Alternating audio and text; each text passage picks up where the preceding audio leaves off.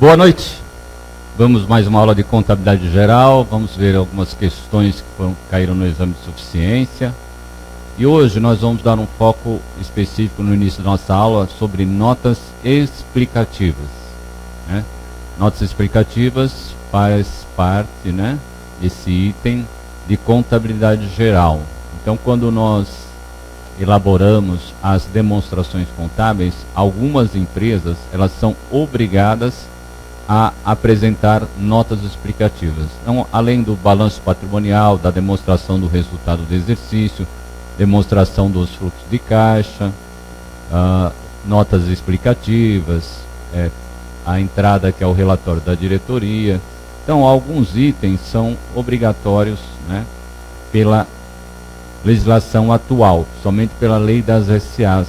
Também existe outra demonstração, além da demonstração do resultado do exercício, que é a demonstração do resultado abrangente, e a DVA, que é a demonstração do valor adicionado. A DRE abrangente e a DVA nós trataremos nas próximas aulas. Nós estamos na aula 7, né? Teremos a aula 8 e a aula 9. E aí nós, na próxima aula, daremos um foco especial mais em cima da DVA, né? Que é um item que muitos não têm familiaridade. E dependendo da época que você fez o curso, você também nem chegou a ver sobre DVA, então deve ter uma certa dificuldade. Mas hoje vamos lá, vamos ver questões sobre notas explicativas e outras questões também de conhecimento geral. As notas explicativas, existe resolução do 7C, e eu separei nos dois primeiros slides o artigo 176 da Lei 6.404/76, que ele vai bem direto ao ponto sobre o que é nota explicativa, né? E qual a finalidade das notas explicativas. Então vamos ler lá. No artigo 176, ele fala sobre todas as demonstrações, mas no parágrafo 4º, ele cita especificamente o seguinte: as demonstrações, quando fala demonstrações contábeis, serão complementadas por notas explicativas e outros quadros analíticos ou demonstrações contábeis necessários para esclarecimento da situação patrimonial e dos resultados do exercício. O que quer dizer isso aqui? Existem as demonstrações contábeis base. Vamos pegar o balanço patrimonial e a demonstração do resultado do exercício. Então, quando você vai lá no balanço patrimonial, não dá para ficar escrevendo ou detalhando como é que, por exemplo, um item de financiamento foi avaliado ou atualizado no próprio balanço. Qual é a taxa de juros, qual é o tempo do financiamento. Então, se esse item, financiamento, por exemplo, envolver curto, longo prazo, valor alto, um valor representativo dentro das demonstrações contábeis, então a empresa, através de nota explicativa, faz um detalhamento desse item do balanço patrimonial, para que o leitor, quer seja o usuário interno da empresa ou o usuário externo, ele tenha conhecimento da forma que foi obtido esse financiamento em alguns aspectos, como por exemplo o prazo, taxa de juros, né? Então, algumas informações, elas podem complementar as demonstrações contábeis. Aí nós citamos um item, né? Mas vamos lá também. O parágrafo 5º, as notas explicativas, aí ele vai bem ao ponto. Aí o parágrafo 4º do artigo 176 fala que as demonstrações podem ser complementadas por notas, por quadros, por demonstrações necessárias, mas não o parágrafo 5º do artigo 176 da Lei 6.404/76, vai direto ao ponto, falando exatamente o que deve conter as notas explicativas em termos gerais, é claro. Então, cita assim, a lei ela fala assim, no parágrafo 5º, as notas explicativas devem, item 1, apresentar informações sobre a base de preparação das demonstrações contábeis. Então, apresentar informações sobre a base de preparação das demonstrações contábeis. Quando a legislação fala demonstrações financeiras, é um termo equivalente à demonstração contábil, tá ok? Então, informações sobre a base de preparação e sobre as práticas contábeis específicas aplicadas, né, e selecionadas nos negócios e eventos significativos. Ou seja, tem um evento significativo no balanço, então você vai demonstrar isso através de nota explicativa. Tem alguma informação importantíssima que você tem que divulgar sobre a base de preparação das demonstrações contábeis, então você vai divulgar através de nota explicativa. Por exemplo, outro item, estoque. Então você tem um estoque, ele é avaliado pelo método, né, média ponderada móvel, então que é o MPM, ou a média ponderada. Então aí você vai divulgar que o estoque é avaliado, né, pela média ponderada móvel, e vai colocar mais algumas observações, por exemplo, na nota explicativa, levando em conta o seu custo, né, e o seu valor de realização. Ou seja, mesmo que eu tenha pago um valor X no estoque, se esse estoque, o valor que eu paguei hoje, o valor de realização dele é menor no mercado, então vou ter que fazer uma perda, né, para o estoque. Então, por isso que você, quando você coloca, não é só ao custo que você avalia um estoque pela média ponderada. Você leva em consideração também o valor de realização desse estoque. Vamos lá ao item 2. As notas explicativas devem divulgar as informações exigidas pelas práticas contábeis adotadas no Brasil que não estejam apresentadas em nenhuma outra parte das demonstrações financeiras. Então, informações. A prática contábil tem alguma informação importante que é adotada no Brasil? Então você vai fazer essa menção nas notas explicativas. Item 3. Fornecer informações adicionais não indicadas nas próprias demonstrações. Então, você pode fornecer informações adicionais que não estão indicadas nas próprias demonstrações financeiras e consideradas necessárias para uma apresentação adequada. Então, todas as informações que são colocadas são informações relevantes. O item 4 aí do artigo 176 da Lei 6.404/76 atualizada, ele já demonstra mais detalhadamente e dá uma luz efetivamente sobre o que eu tenho que apresentar nas notas explicativas. O item 4 ele entra no detalhe, né? Então ele fala assim, ó, que as notas explicativas devem indicar o quê? Ó, os principais critérios de avaliação dos elementos patrimoniais. E aí ele cita especialmente estoques, como é que é calculada a depreciação, amortização, exaustão e constituição de provisões para encargos ou riscos. Então, esses itens, sempre nas demonstrações contábeis, quando você coloca as notas explicativas, você vai ter que mensurar os critérios de avaliação. Então, ó, os critérios de avaliação, elementos patrimoniais, certo? Do balanço. Especialmente estoques, quando falamos também do ativo não circulante, depreciação, amortização e exaustão. Então, que critério que eu estou utilizando para a depreciação, amortização e exaustão? Então, qual é o método que eu uso? Então, é o método das cotas constantes, né? E leva em tempo o tempo de vida útil, ou existe algum outro critério? E a exaustão? Como é que eu calculo? Então, você vai apresentar nas notas explicativas esse item como qual é o critério de avaliação. A empresa fez alguma provisão para encargos ou riscos? Por exemplo, existe alguma ação contra a empresa? Então, uma ação, vamos dizer, trabalhista, uma ação civil, existe algum risco de uma contingência ambiental? Então, esta empresa, ela fez a provisão lá no passivo, provisão para contingência fiscal, provisão para contingência ambiental, provisão para contingência civil.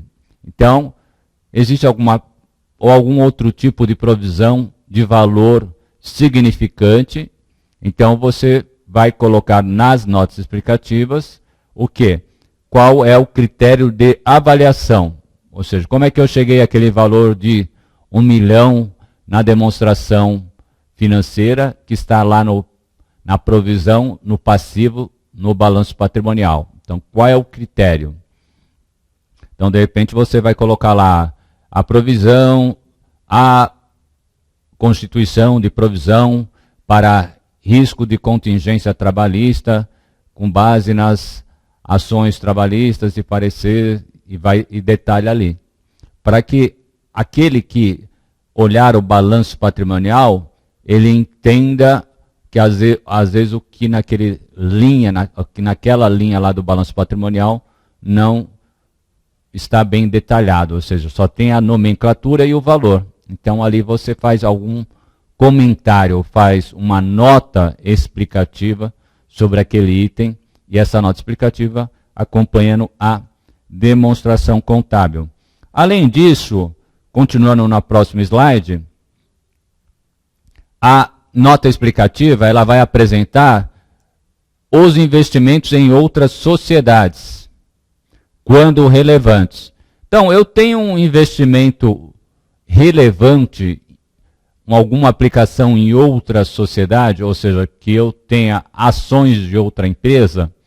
Então, aí eu vou detalhar em nota explicativa, por exemplo, qual é a empresa que eu tenho ações e qual é o valor desse investimento. Então, você vai ter lá, por exemplo, no seu balanço, no ativo não circulante, o item investimentos, e às vezes vai estar lá ações de coligadas, ou simplesmente ações, ou às vezes, dependendo a obrigatoriedade, vai estar lá só o item investimentos e o valor X.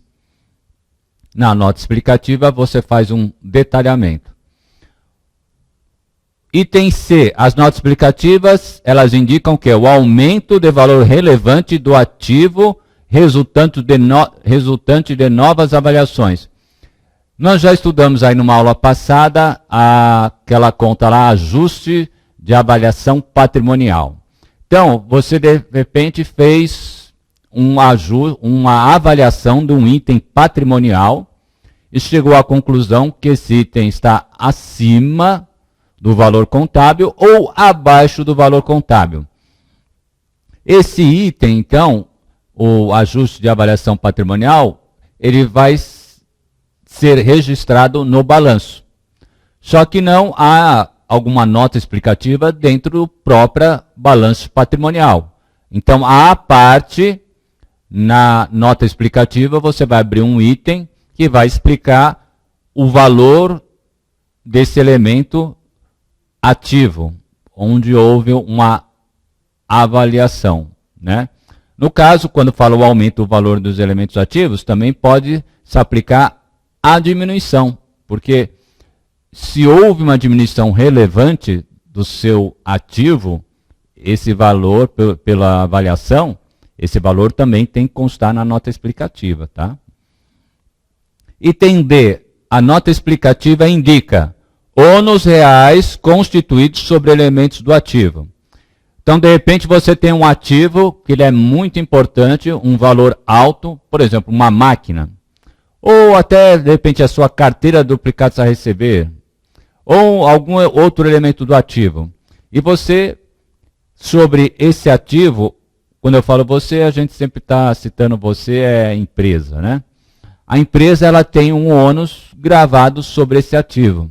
Então, você vai destacar em notas explicativas que, por exemplo, tanto das máquinas em valor X, que representam do seu ativo, elas estão sob garantia, ou são oferecidas como garantia para a tomada do empréstimo.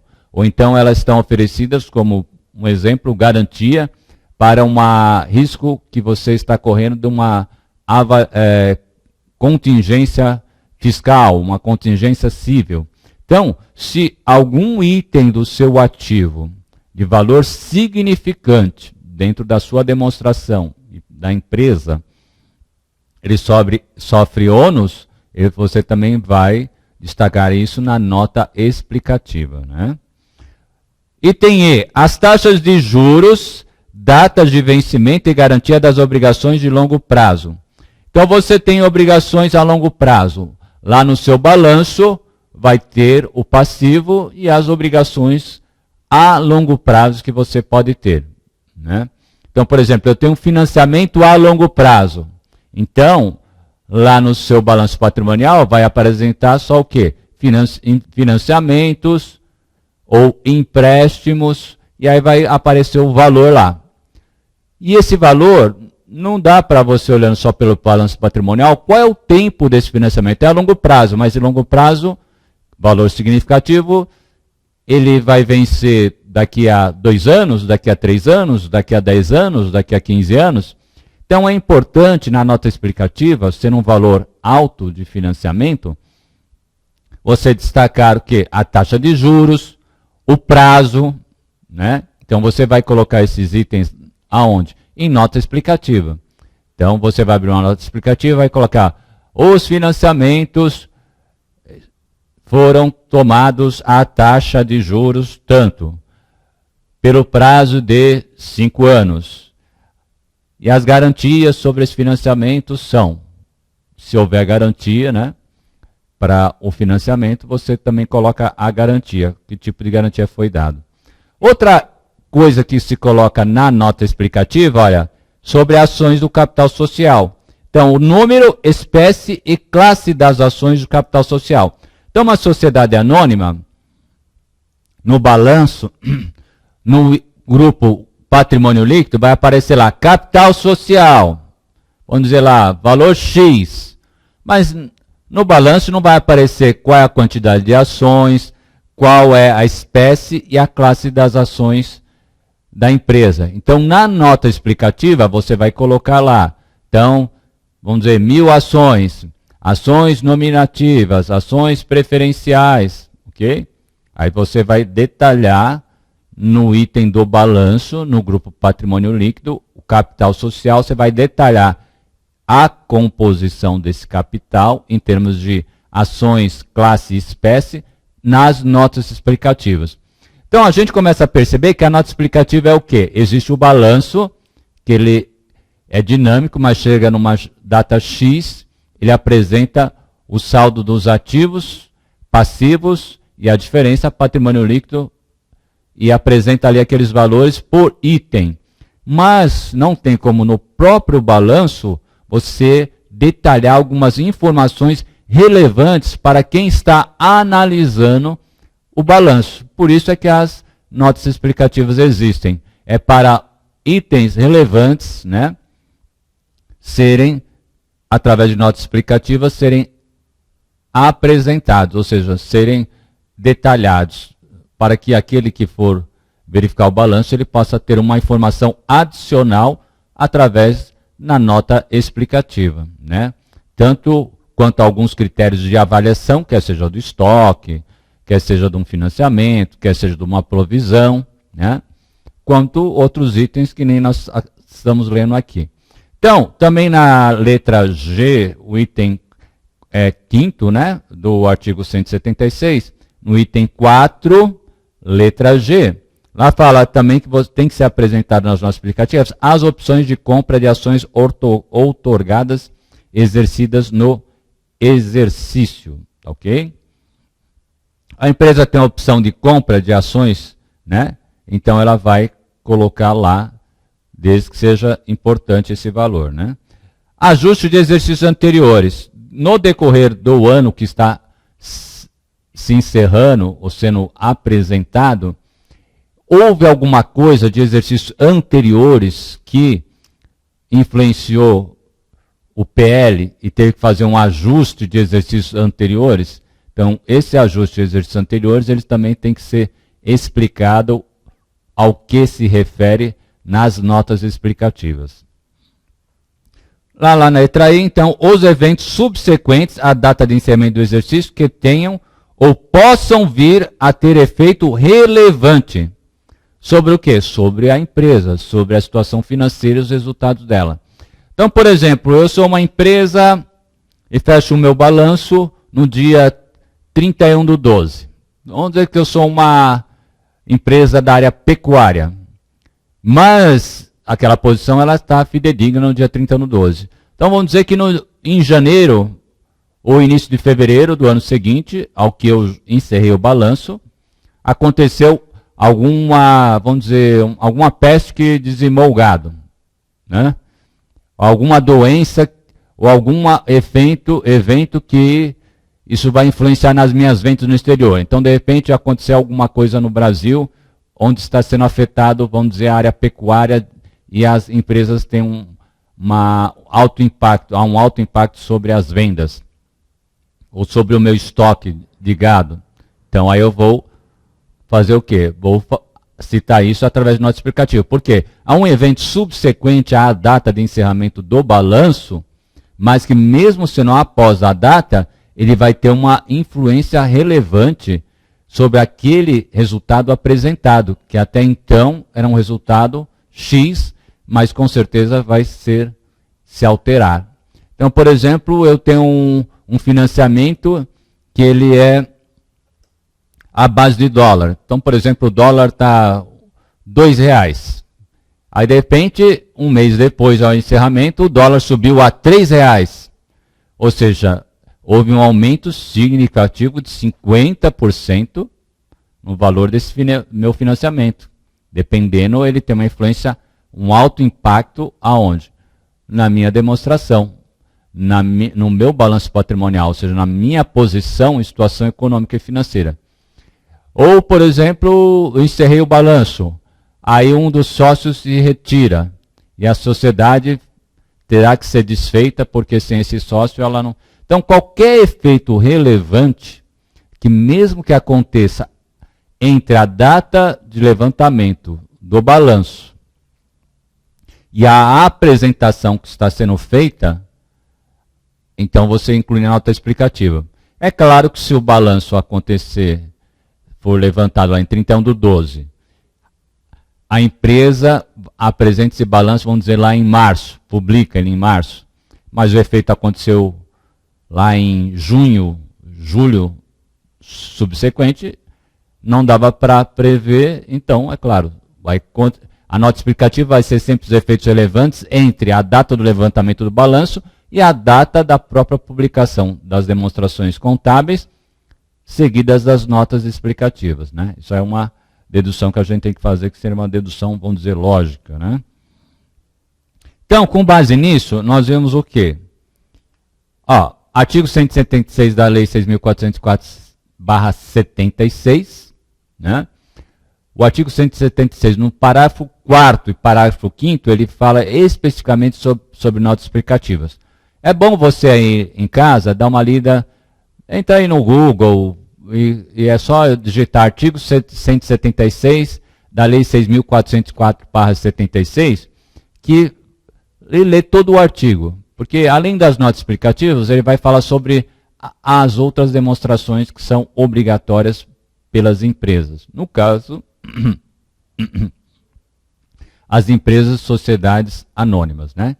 Então, com base nessa exposição aí sobre notas explicativas, vamos resolver alguns exercícios, algumas questões, sempre lembrando que as questões de exame de suficiência, mesmo que nós que nós apresentemos aqui uma questão que já aconteceu, o entendimento dela, e porque as outras questões, as outras alternativas dentro da questão não são a correta, isso faz com que nós entendamos a teoria, porque sempre são questões semelhantes que vão ser apresentadas no exame de suficiência. Então, por exemplo, segundo o exame de suficiência de 2011, na questão número 9, foi apresentada uma questão sobre notas explicativas. Então, a redação é assim da questão. Em relação às notas explicativas e às demonstrações contábeis, assinale a opção incorreta. Então, é importante. Dentre as 4, existe uma alternativa que está incorreta.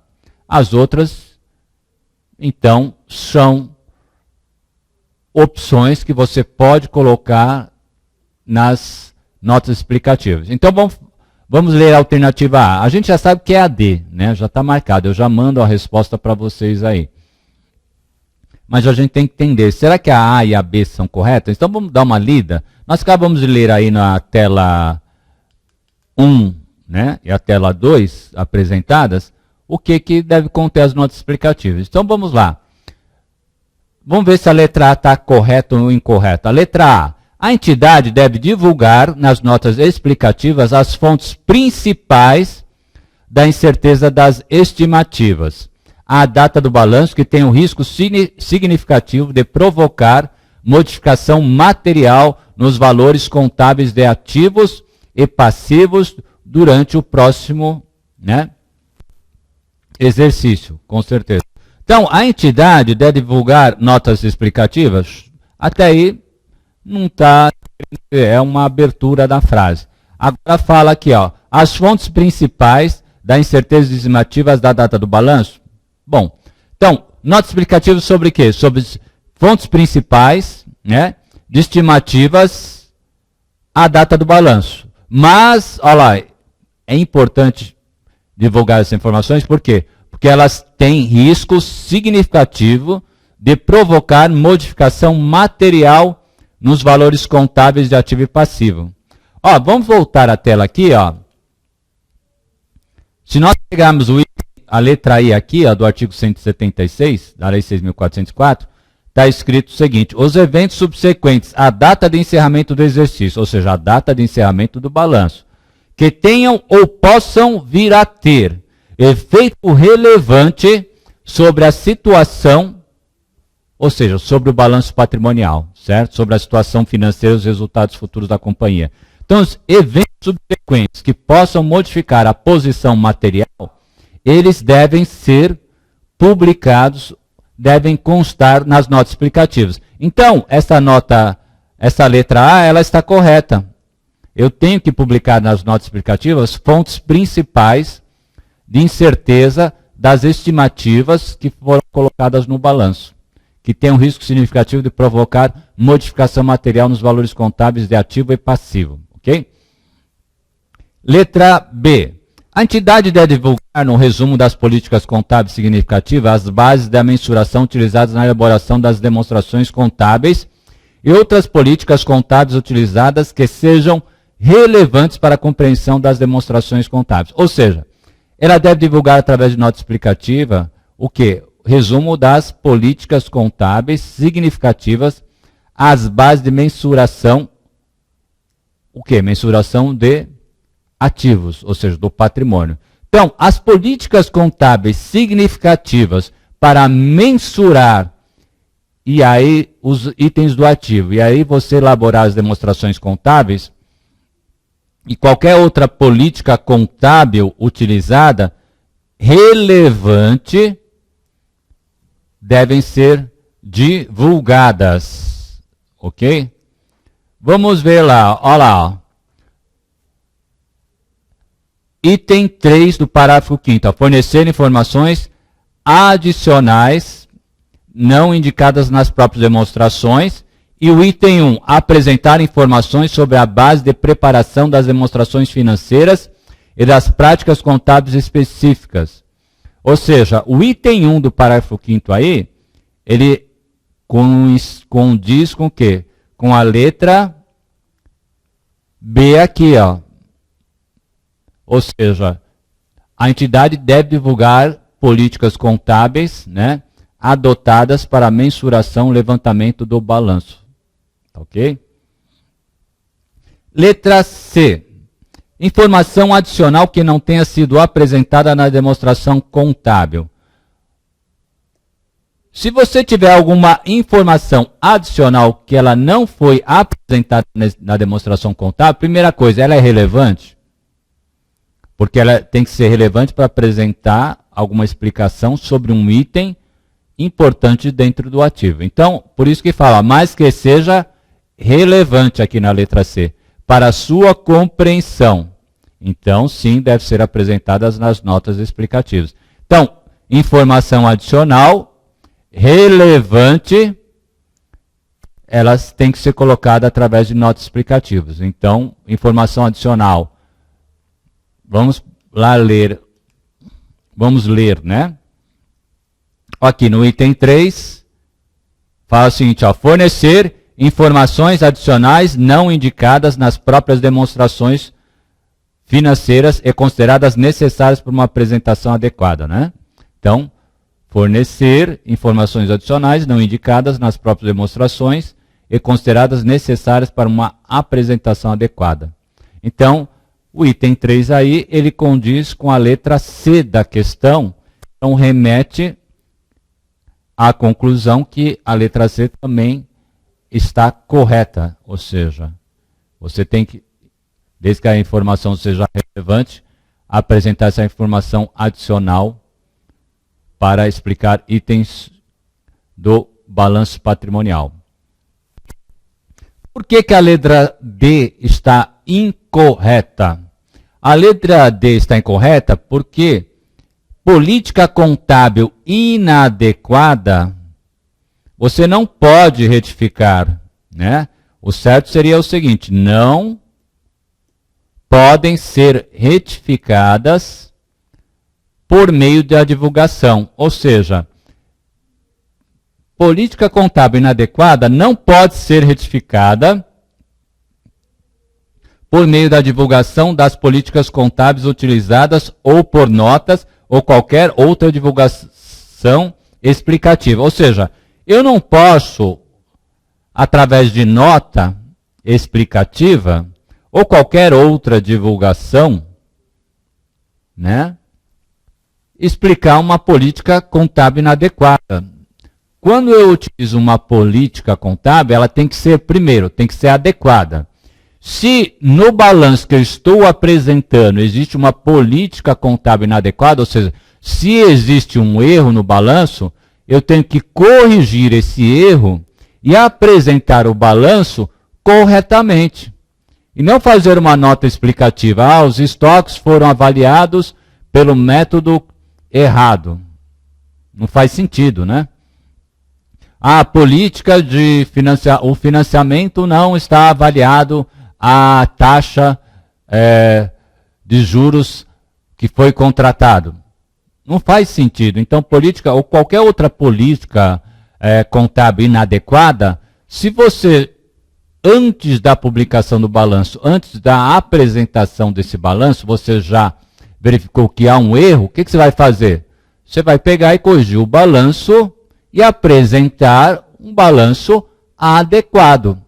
E não começar através das notas explicativas, um balanço errado, uma política contábil errada, começar a fazer as observações ou os ajustes no balanço através de nota explicativa. É por isso que a política contábil inadequada não pode ser retificada através de nota explicativa ou qualquer outra divulgação que explique algum item do balanço. Então você tem que, na prática, você tem que corrigir. Então, a falta da palavra não aí, porque aqui é uma afirmação na letra D, nos remete à conclusão que a letra D, então, está errada. Então, a alternativa incorreta é a letra D, ok? Então, vamos à próxima questão, que ela fala também sobre notas explicativas. Então, a questão número 2 do último exame, o primeiro exame de 2012, fala o seguinte: em relação aos conteúdos das notas explicativas, de acordo com a NBC-TG 26, apresentação das demonstrações contábeis, é incorreto afirmar que o conjunto das notas explicativas apresenta. Então vamos lá, a alternativa incorreta é a letra A. A divulgação da análise dos resultados e da posição financeira da sociedade ou parecer da diretoria. Ora, o parecer da diretoria, ele não pode ser incluído nas notas explicativas. Então, quando é feito as demonstrações, o balanço geral, vamos dizer, o balanço geral, ele é composto por peças. Uma das peças é o parecer da diretoria ou o relatório da diretoria, que geralmente vem com esse item, relatório da diretoria ou o relatório da administração. E aí, seguido do relatório da diretoria ou da administração, vem o balanço patrimonial, vem a demonstração do resultado do exercício, vem a demonstração dos fluxos de caixa, vem a DVA, vem a demonstração do resultado abrangente, e assim vai, vem as notas explicativas. Então, a divulgação, a letra A aqui dessa questão, a divulgação da análise dos resultados e da posição financeira da sociedade ou parecer da diretoria, não é através de nota explicativa que vai dar isso, né? Que vai ser colocado alguma explicação. Não é através das notas, porque aqui nós estamos falando especificamente de notas explicativas. Pode, nas demonstrações contábeis apresentadas, ter uma divulgação de análise, resultado, posição financeira e um parecer da diretoria? Pode, mas não nas notas explicativas, tá ok? Tudo bem? Então, vamos lá. Letra B. A letra A está incorreta. Letra B. Então, a gente, lendo a questão, a gente já vai fixando os outros itens que são corretos sobre nota explicativa. Então, na nota explicativa, há a divulgação de informações requeridas pelas normas, interpretações e comunicados técnicos que não tenham sido evidenciada nas demonstrações contábeis. Então, informação que não tenha sido evidenciada nas demonstrações contábeis e que são requeridas, ou seja, requeridas exigidas, né? Se existem informações que são exigidas pelas normas, interpretações e comunicados técnicos, então você tem que apresentar. Então, o que a letra B está falando? Olha, existe uma norma, uma interpretação, um comunicado técnico, por exemplo, do Conselho Federal de Contabilidade, da CVM, e ali do Banco Central, e ali está bem claro que você tem que colocar sobre o item X, né, do balanço patrimonial, você tem que colocar divulgações, informações nas notas explicativas. Então não há o que discutir, né? Então você vai o quê? Você vai apresentar essas informações. Igual nós vemos lá no artigo 176 que cita algumas coisas que têm que ser especificamente apresentadas nas notas explicativas. Então a letra B, ela está correta, né? Ela faz uma afirmação adequada, ou seja, normas, interpretações e comunicados técnicos que requerem divulgação de informações têm que ser cumpridos. Letra C. As informações adicionais que não tenham sido evidenciadas nas demonstrações contábeis, mas que sejam relevantes para a sua compreensão. Nós também já lemos lá no artigo 176, na própria resolução da questão anterior, né? Informações adicionais, olha, sempre é importante, ó, que sejam relevantes para a compreensão das demonstrações contábeis, elas têm que ser apresentadas, tá? Então você tem um item do balanço, ele é relevante, e referente àquele item, tem uma informação que você tem que, relevante também, apresentar, então você apresentará nas notas explicativas. Então aqui a letra C também está correta. Letra D. As informações sobre a base para a elaboração das demonstrações contábeis e das políticas específicas utilizadas. Então, quais as informações, para elaborar as demonstrações contábeis, quais as informações sobre a base e as políticas específicas utilizadas? Elas têm que ser apresentadas, né? Então, se a gente lê lá a NBC, né, normas técnicas, né, gerais, número 26, que fala sobre a apresentação das demonstrações contábeis, lá cita que as informações para elaboração das demonstrações e as políticas específicas utilizadas, elas têm que ser o quê? Apresentadas através das notas explicativas, tá ok? Então a letra D também está correta. Então, alternativa A é a alternativa incorreta dessa questão. Vamos lá, a questão 5, aí nós vamos sair um pouco de questões sobre notas explicativas, nós vamos à questão 5, que ela fala, o foco é DMPL, embora ela fala sobre demonstrações contábeis no geral. Então, a questão número 5 do primeiro exame de suficiência de 2011, ela fala o seguinte, né? A movimentação ocorrida nas reservas de lucros em um determinado período é evidenciada na seguinte demonstração contábil. Olha, então, qual é a demonstração contábil que apresenta a movimentação ocorrida na conta reserva de lucros? A conta reserva de lucros, primeira coisa, eu sempre falo desde a primeira aula, a gente tem que saber bem qual a estrutura do balanço e da DRE, né? Então, balanço ativo, ativo circulante, ativo não circulante. Passivo, passivo circulante, passivo não circulante. Depois, patrimônio líquido. No patrimônio líquido, nós temos contas como, por exemplo, capital social, reservas de capital, reservas de lucros, né? Prejuízos acumulados, ações em tesouraria.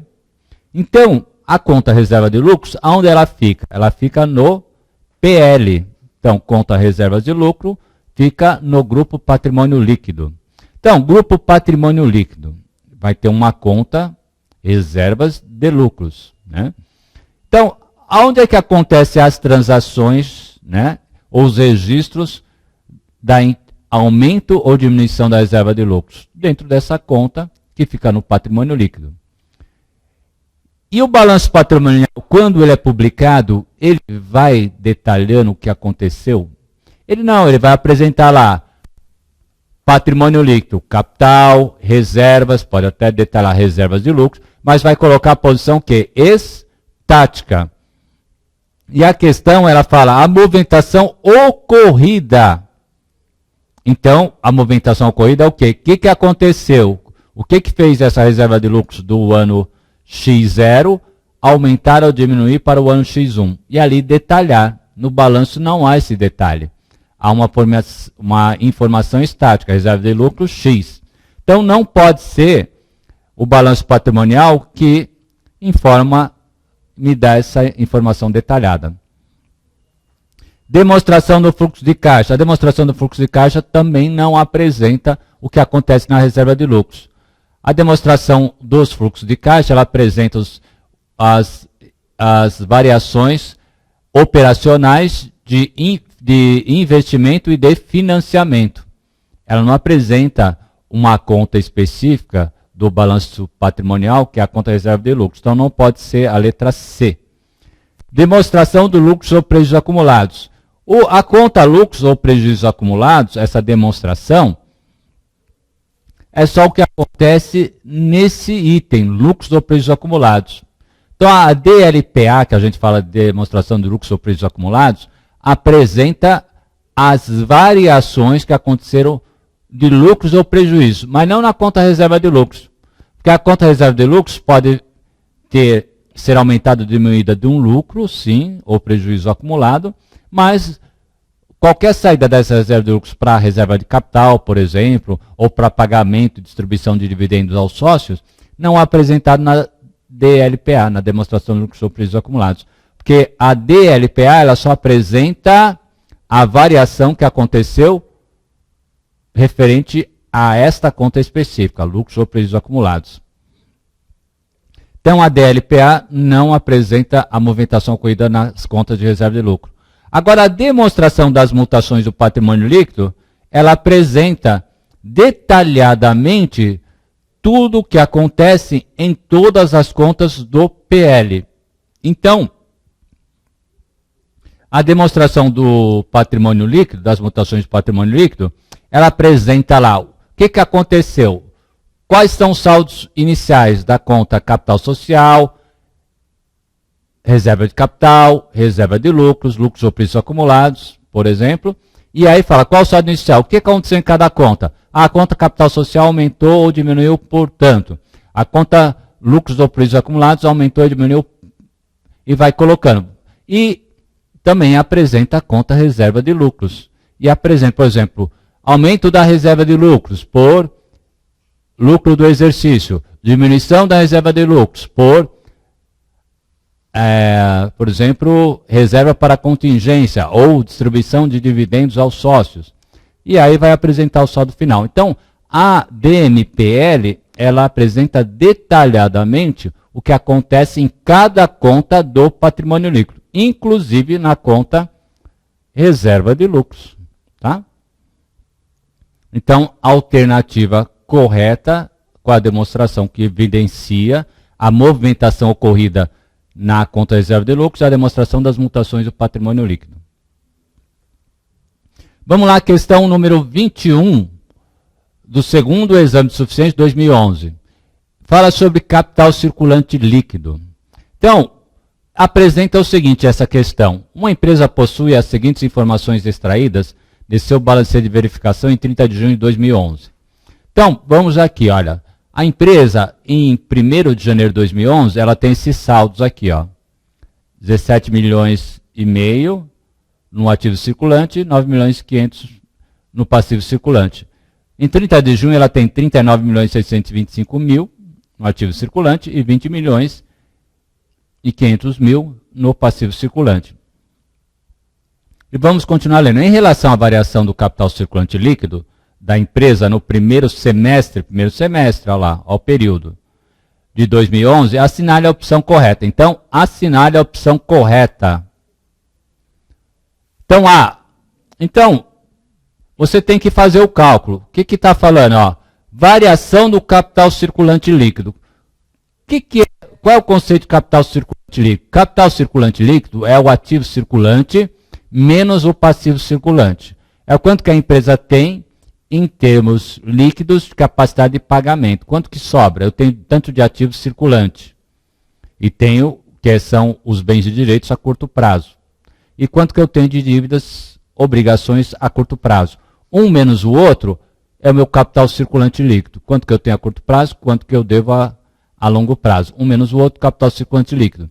E aí fala, qual é a variação que aconteceu no primeiro semestre? Então eu tenho que calcular qual é o meu capital circulante líquido lá no 1º de janeiro de 2011, ativo circulante menos passivo circulante. Em 30 de junho de 2011, qual é o meu capital circulante líquido, ativo circulante menos passivo circulante lá naquela data, e ver se, por diferença, houve um aumento ou uma diminuição. Fazendo um cálculo aqui, ó, embaixo aí na tela, nós temos lá, no dia 1 de janeiro, ó, 17 milhões e meio, menos 9 milhões e meio, ó, ativo circulante menos passivo circulante. Em 1º de janeiro, nós vamos ter 8 milhões de capital circulante líquido, ativo menos passivo circulante. Em 30 de junho, eu pego 39 milhões e 625 menos 20 milhões e 500, olha lá, e vou chegar a um valor de 19 milhões e 125 mil. Então, meu CCL, no dia 1º de janeiro, era 8 milhões. No dia 30 de junho, 19 milhões e 125 mil. Um menos o outro vai falar se houve um aumento ou uma diminuição. Meu capital circulante líquido era positivo em 8 milhões. Foi para 19 milhões e 125 lá em 30 de junho. Então, houve um aumento. O aumento, que é a diferença entre um e outro, 11 milhões e 125. Ok? Então, qual a resposta que vai apresentar este cálculo? É a alternativa B. A empresa teve uma variação positiva. Tinha 8 milhões, foi para 19 milhões e 125 mil. Ou seja, aumentou. A minha capacidade de pagamento a curto prazo aumentou. Ativo circulante menos passivo circulante, em 1º de janeiro para 30 de junho, houve um aumento. Se eu pagar toda a minha dívida com o meu capital circulante ativo, menos o meu passivo circulante, vai me sobrar, lá em 30 de junho, 19 milhões e 125 mil. Aumentou minha capacidade, ou seja, houve uma variação positiva no meu CCL. Então, a resposta aqui é a alternativa B. Não é uma variação negativa, porque aumentou, certo? Se tivesse diminuído de 8 milhões, fosse para um valor menor que esse 8 milhões, com o passar do tempo, aí a variação seria negativa. Então, não pode ser a alternativa A, né? A empresa teve uma variação negativa no capital circulante líquido, de 19 milhões e 125? Não. Eu não parti do zero.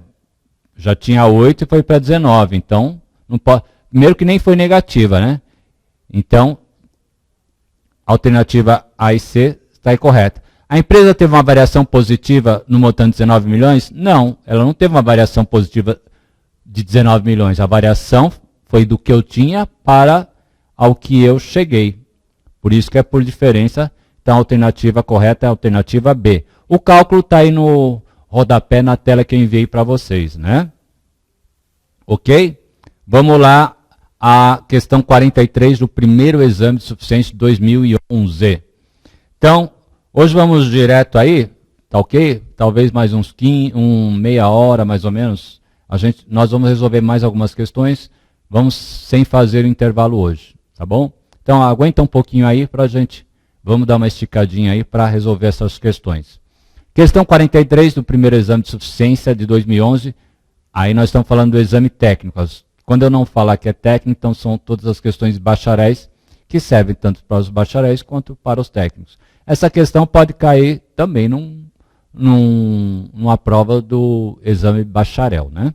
Então, segundo a norma brasileira de contabilidade, contabilidade para pequenas e médias empresas, aprovadas pela resolução do CFC, o conjunto completo das demonstrações contábeis exigidas é, olha, nós estamos falando, existe uma resolução que o CFC fez, que é especificamente para as pequenas e médias empresas. Então, quando nós estamos falando de contabilidade para pequenas e médias empresas, existe uma resolução, uma norma brasileira de contabilidade, que ela não exige que todas as demonstrações sejam publicadas.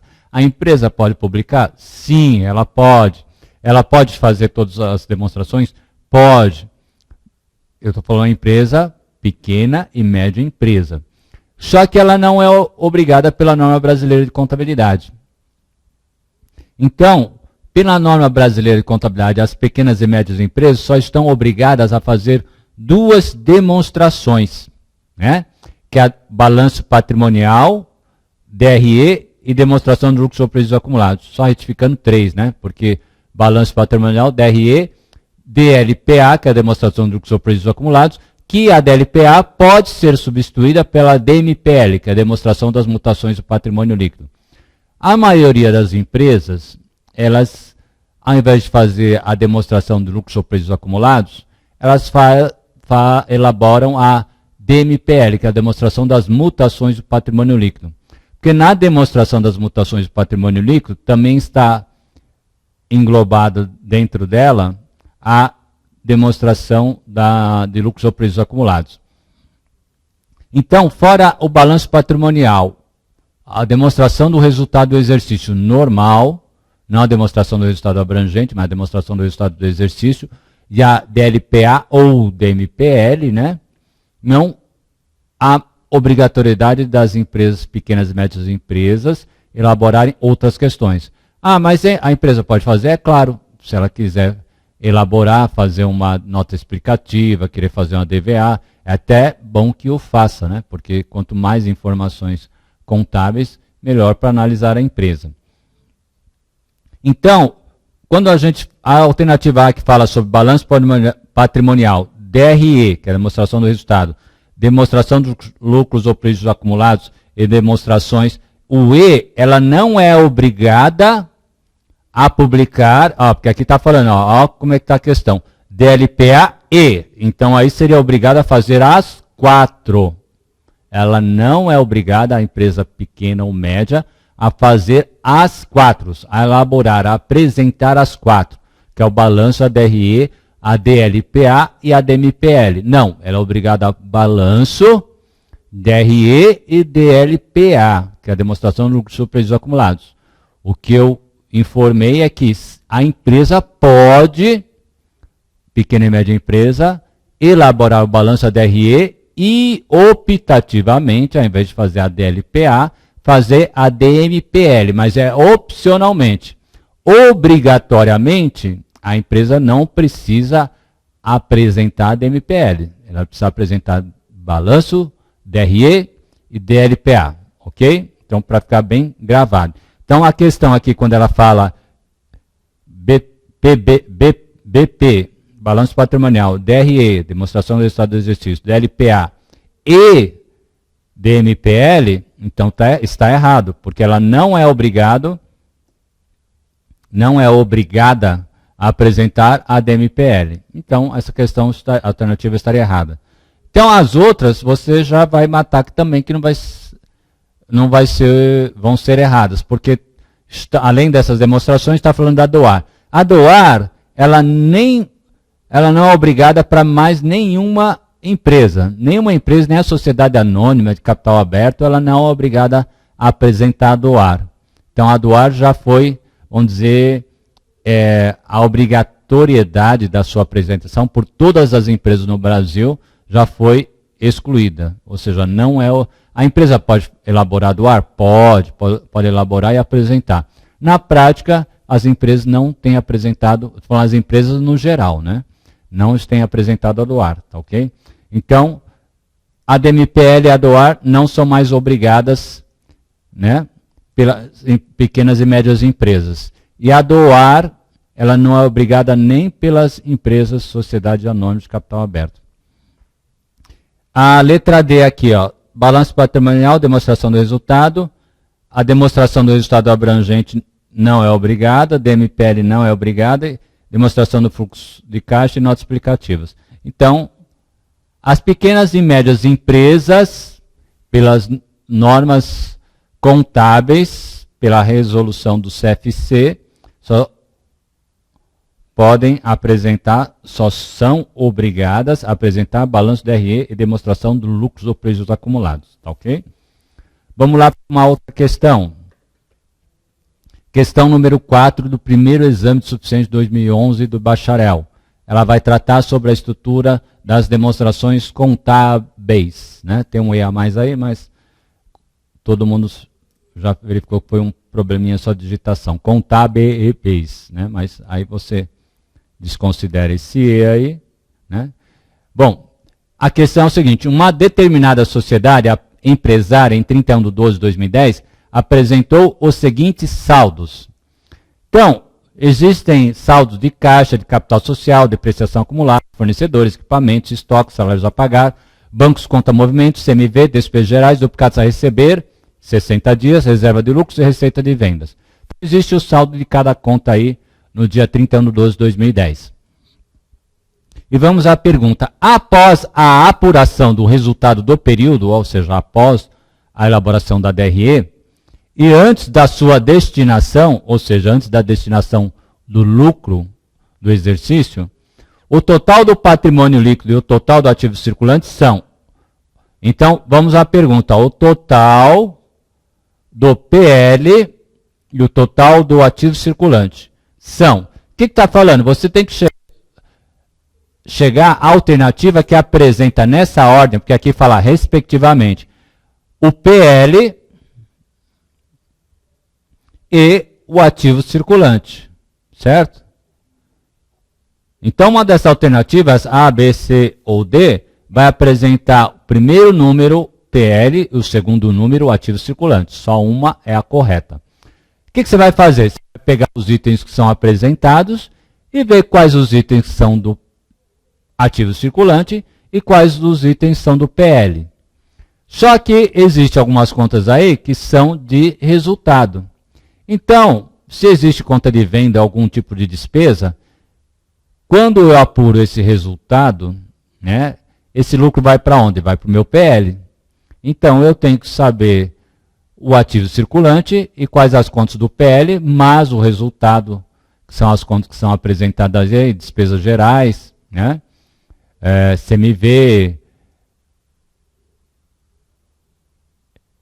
receita de vendas, né? Então são apresentadas 3 contas aí de resultado, receita de vendas, CMV e despesas gerais. Então essas contas aí, eu também vou considerar isso aí, porque vai refletir no meu patrimônio líquido, e aí eu vou chegar ao valor do meu patrimônio líquido. Então se eu pegar aqui, olha, eu vou classificando, eu não tenho que chegar ao que é patrimônio líquido de ativo circulante, que é o que a questão me pergunta. Então eu vou pegando aqui, ó, ativo circulante, caixa E? Sim, então já coloco ativo circulante. Capital social é PL. Depreciação acumulada é ativo não circulante. Fornecedores é passivo circulante. Equipamentos é ativo não circulante. Salários a pagar, passivo circulante. Estoque, ativo circulante. Bancos conta movimento, ativo circulante. CMV faz parte do meu resultado. Despesas gerais faz parte do meu resultado. Duplicados a receber em 60 dias, ativo circulante. Reserva de lucros, é uma conta do patrimônio líquido. Receita de vendas, DRE.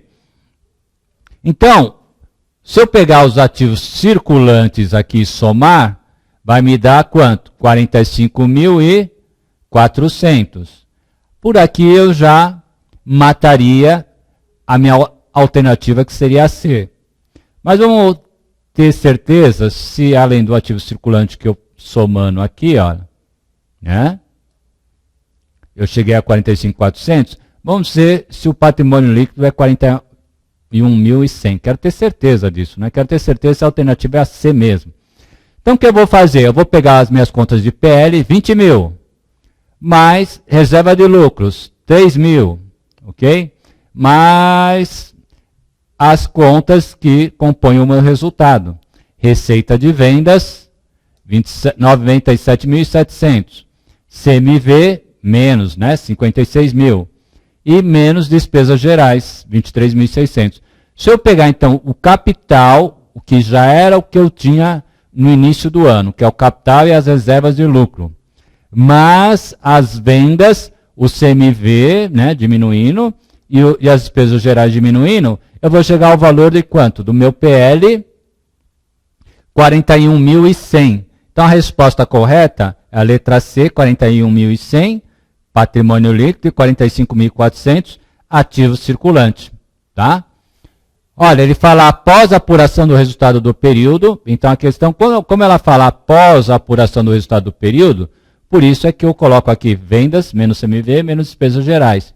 E antes da sua destinação. Por quê? Eu apurei o resultado aqui e não destinei nada. Os 41.100, que é a soma de tudo, é antes de qualquer distribuição do resultado.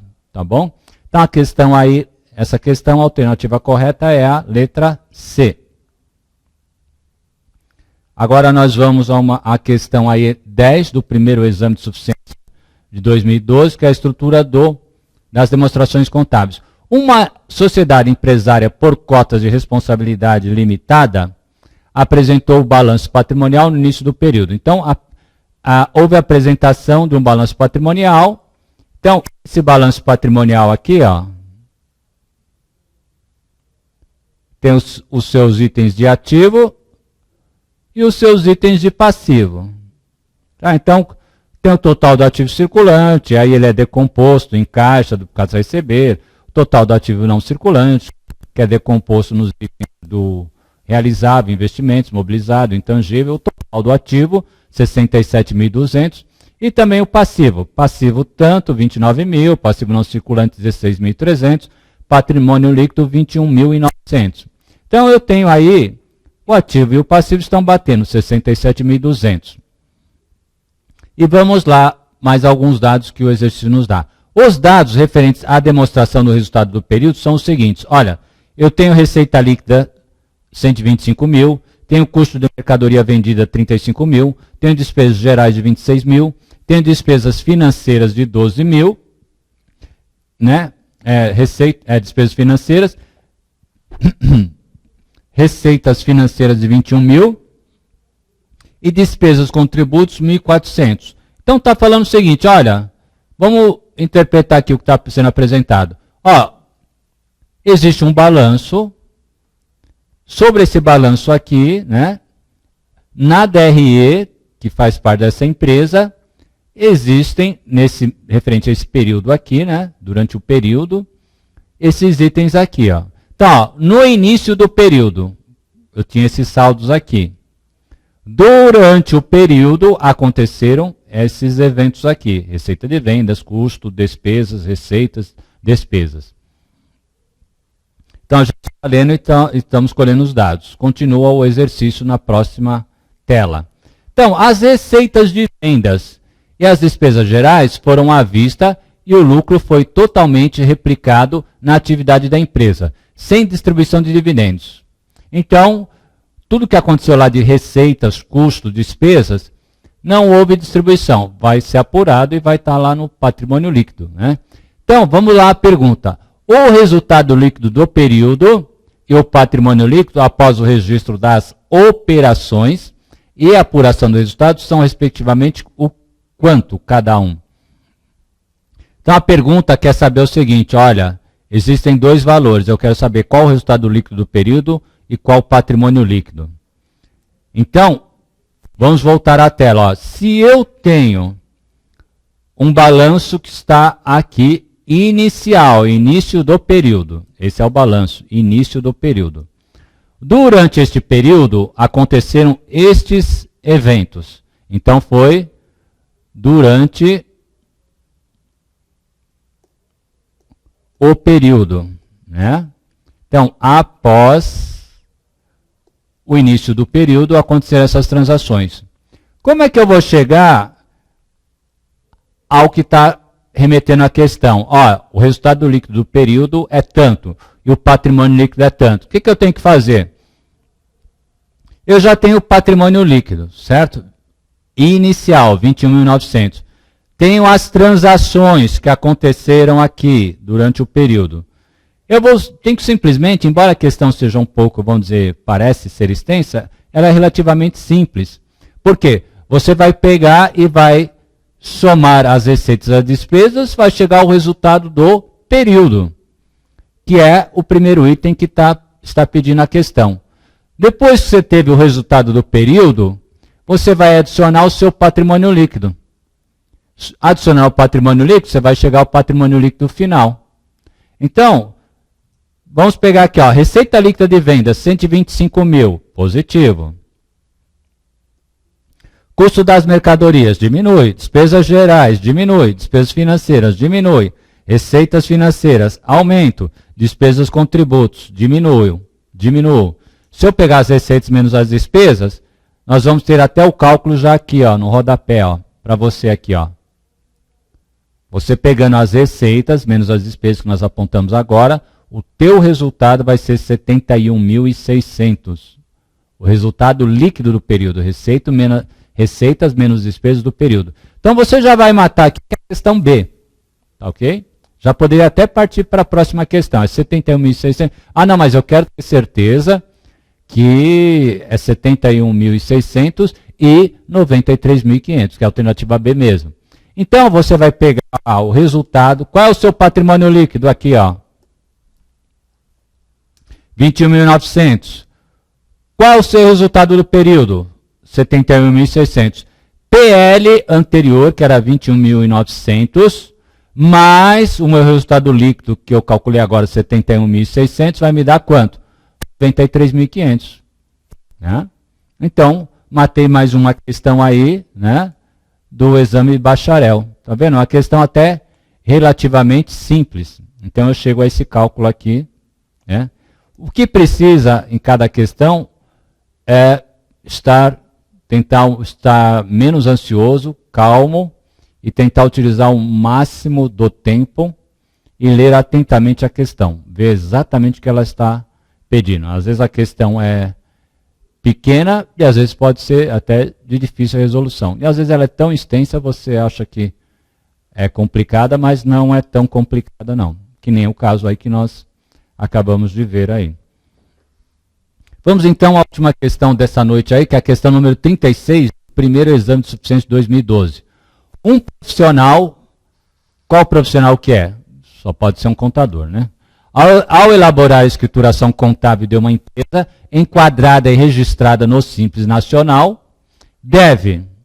Então, o contador, ao elaborar a escrituração contábil de uma empresa, que era optante pelo Simples Nacional, então, empresa optante pelo Simples Nacional, quando você elabora uma escrituração contábil, você deve o quê? Então, aqui está nos remetendo ao seguinte, se eu tenho 4 alternativas e lá no final do início do parágrafo da questão, fala o seguinte, A empresa, o profissional deve. Então, uma questão é que é a correta. Deve.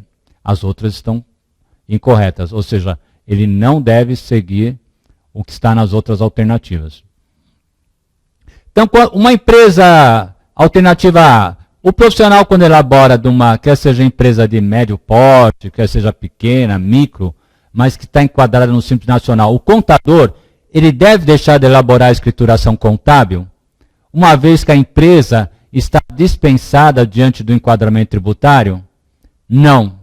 Mesmo que a legislação ela dê a opção da empresa fazer a apuração pelo faturamento ou pelo regime de caixa, o contador, nenhum contador pode deixar de fazer a escrituração contábil. O contador, ele pelas resoluções do Conselho Federal de Contabilidade, pelas normas, né, técnicas contábeis, nós somos obrigados, nós temos que elaborar as demonstrações, no mínimo o balanço patrimonial e a DRE. Então essa alternativa aqui, ele não pode seguir isso aqui, ele não pode deixar de elaborar, tá ok? Então ele deve deixar de elaborar a escrituração contábil? Não, ele não pode. Alternativa C, deve observar o regime de caixa ou competência de acordo com o que for mais vantajoso para a empresa? Não, ele sempre elaborar toda a escrituração contábil deve obedecer o quê? O regime de competência. Então, toda a contabilidade tem que ser feita, a escrituração contábil tem que ser feita pelo regime de competência. Não pode haver escrituração contábil pelo regime de caixa. Tá? Regime de caixa, ele é quando você só faz os registros com base na movimentação financeira. Entradas e saídas. Então não pode acontecer isso. Então não é uma demonstração contábil, né? Então você está fazendo uma demonstração de caixa. Está fazendo o papel lá do financeiro, que é saldo de caixa, extrato bancário, né? O que entra e sai no seu caixa de dinheiro? Não. Todo o fato administrativo, todo fato que deve ser registrado contabilmente, vendeu, né? No ato do recebimento da venda. No ato da venda, você já vai registrar a venda, mesmo que ela seja recebida daqui a 13 meses, por exemplo. Então você vai na demonstração contábil e na escrituração contábil fazer isso. É que nem um imposto. Eu devo imposto no dia 25 do mês subsequente. Eu só vou registrar este imposto quando eu pagar, sendo que o base de cálculo, por exemplo, seria 30 de junho? Não. Eu vou registrar no dia 30 de junho pelo regime de competência, vou deixar provisionado lá, imposto a pagar, registrar na DRE, no resultado, e quando eu pagar, sim, eu vou fazer um outro registro, que é saída do caixa ou bancos, para diminuição do meu saldo da conta lá do imposto X a pagar. Então, não é pelo regime de caixa que é feita a contabilidade. A contabilidade é feita pelo regime de competência. Eu não vou ficar vendo o que é mais vantajoso ou desvantajoso para a empresa. Ah, é mais vantajoso não ter contabilidade? Não existe isso, né? O contador não pode se dar ao luxo de não fazer contabilidade, né? Nem se dar ao luxo, né? Ele não pode desobedecer uma norma técnica, né, contábil editada pelo CFC, tá bom? Que a norma, a regra, é a exigência da nossa profissão. Né? Então, já explicando a alternativa C, eu já chego também à conclusão que a alternativa D, ele não, aqui do jeito que estou falando, deve observar o regime de caixa? Não, ele não deve observar o regime de caixa, ele deve observar o regime de competência. Não existe, e aqui até frisando, não existe nenhuma legislação que fala, ó, o contador, o profissional deve fazer a escrituração contábil pelo regime de caixa. Não existe nenhuma imposição que fala assim, tem que ser feito pelo regime de caixa. Então essa alternativa de todas seria a mais, vamos dizer, esdrúxula. Aqui você já mataria de cara que não deve obedecer isso, ou que seja, está incorreta. Então a correta é a alternativa B. a contabilidade tem que ser feita sempre pelo princípio da competência. E aí, estudando essa questão, que tem um pouco a ver sobre a tributação, sobre a norma da profissão, a gente lembra novamente de um item de teoria da contabilidade, né, que é o princípio da competência. Então, aí eu fiz até uma observação resumida sobre o princípio da competência ao final dessa questão. Então, vamos ler aí para a gente, embora a gente acabe entendendo quando resolve, mas vamos ver exatamente que a resolução, uma parte da resolução, ela fala sobre o princípio da competência. Olha, a contabilidade deve registrar os fatos com base no regime de competência. Então, isso aí já é a base da gente resolver essa questão aí, a 36.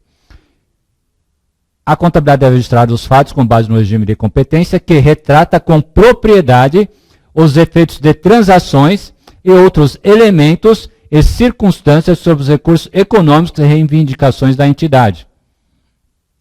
Assim, as demonstrações contábeis fornecem a melhor base de avaliação da performance passada e futura da entidade, sendo que, pelo regime de caixa, a informação é puramente baseada em recebimentos e pagamentos em caixa ao longo desse mesmo período.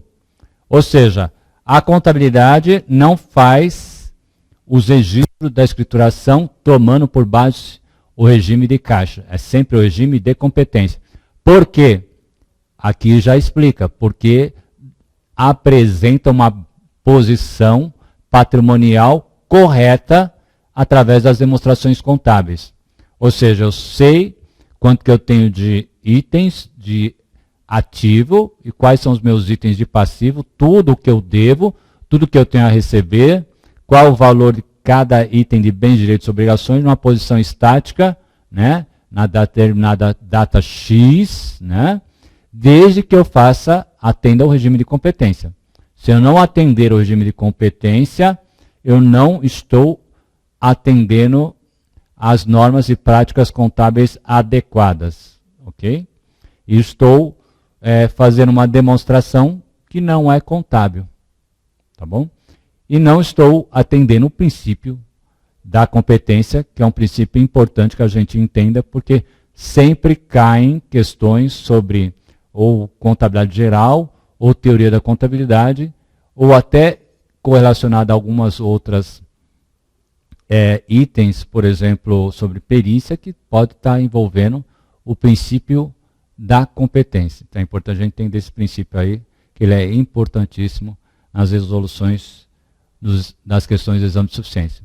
Então, pessoal, por hoje é só. Eu agradeço mais uma vez a participação de vocês. Um bom final de semana, né?